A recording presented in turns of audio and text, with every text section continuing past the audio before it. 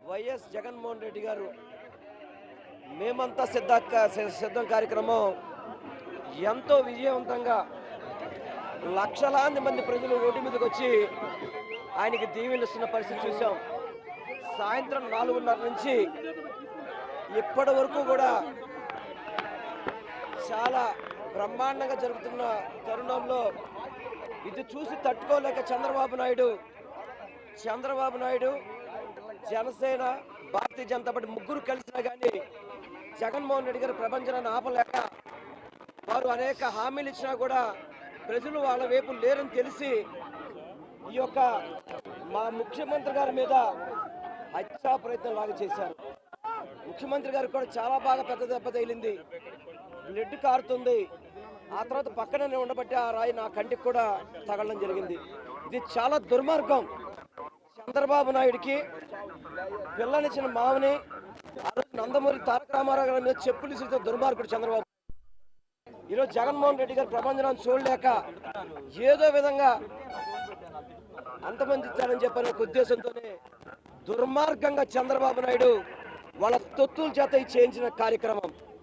నేను ఒక్కడే చెప్తున్నాను, చంద్రబాబు నాయుడు ఎన్ని కుట్రలు చేసినా కానీ జగన్మోహన్ రెడ్డి గారు చిరునవ్వుతోనే ఆయనకి అంత దెబ్బ తగిలినా కానీ ప్రజల కోసం మళ్ళీ వెంటనే పైకి వెళ్ళి ప్రజలకి అభివాదం చేసిన వ్యక్తి.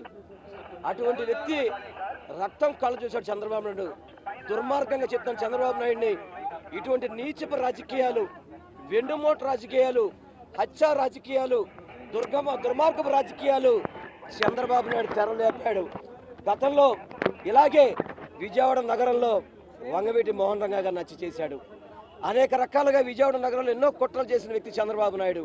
ఈరోజు జగన్మోహన్ రెడ్డి గారు విజయవాడ ఈ యొక్క కార్యక్రమాన్ని ఎంతో విజయవంతమైందని చెప్పని ఈస్ట్ కాన్స్టిట్యున్సీ, సెంట్రల్ కాన్స్టిట్యున్సీలో లక్షల మంది వచ్చి జగన్మోహన్ రెడ్డి గారికి హారతలు పలుకుతుంటే చూసి తట్టుకోలేక ఏదైతే కొంత అక్కడ కరెంటు వైర్లు ఉండి ఇబ్బంది ఉండి కరెంటు అక్కడ లేకపోయిన సమయం చూసి నేరుగా కావాలని చేసిన కుట్ర ఇదంతా కూడా.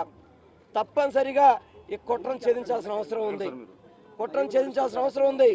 జగన్మోహన్ రెడ్డి గారికి తప్పకుండా ఇటువంటి కుట్రల నుంచి రక్షణ కల్పించాల్సిన అవసరం ఉంది.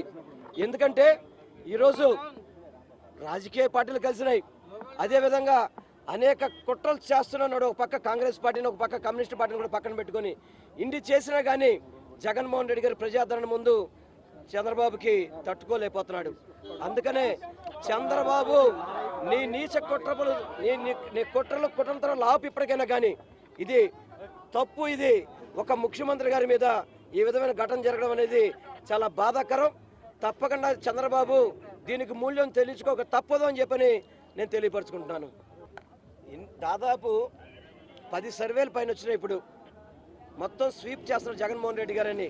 జగన్మోహన్ రెడ్డి గారు ఈ రాష్ట్రంలో మళ్ళీ స్వీప్ చేయబోతున్నారని చెప్పని ఏదో ఒక్క సర్వే, ఒక డబ్బా సర్వే తప్ప మిగతా 9 సర్వేలు కూడా జగన్మోహన్ రెడ్డి గారు గెలుస్తున్నారు.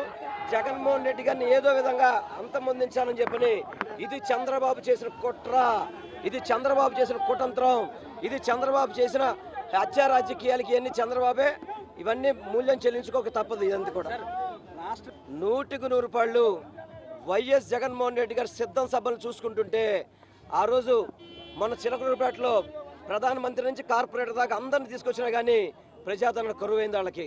వాళ్ళు అనేక రకాలుగా మోసం చేశారు, ప్రజలకు మోసం చేయాలని ప్రయత్నం చేశారు. ప్రజలు నమ్మలేదు. ప్రజలు జగన్మోహన్ రెడ్డి గారితో పాటు ఉన్నారు. అందుకే ఈ కుట్రకి తెరలేపాడు చంద్రబాబు నాయుడు. ఈ కుట్రకి కారణం చంద్రబాబు నాయుడే. చంద్రబాబు తొత్తులతో చేయించాడు. ఇది చాలా అమానుషం అని మాత్రం మీ అందరికీ తెలియపరచుకున్నాను నేను.